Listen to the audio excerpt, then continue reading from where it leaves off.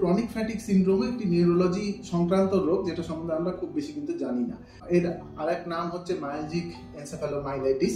এই রোগটিতে রোগী কমপ্লেন করে যে ভীষণ ক্লান্তি, এমন ক্লান্তি যেটা উপযুক্ত রেস্ট নিলেও তার ক্লান্তি যাচ্ছে না, অবসাদ এবং সারা শরীরে ব্যথা, মনোযোগে অসুবিধা হওয়া, ঘুম ঠিকমতো না হওয়া, এই সমস্ত সিমটম নিয়ে আসে। এবং এই ক্রনিক ফ্যাটিক সিনড্রোমটি অনেক সময় দেখা যায় যে অনেক অন্য অসুখের সাথে অ্যাসোসিয়েটেড থাকে, যেমন ডিপ্রেশন, যেমন ক্রনিক পেইন যাদের থাকে, যাদের বিভিন্ন কারণে অনেক ব্যথা থাকে শরীরে, ধরুন কোমরে ব্যথা বা হাত পায়ে ব্যথা, তাদেরও ধীরে ধীরে ক্রনিক ফ্যাটিক সিনড্রোম ডেভেলপ করে।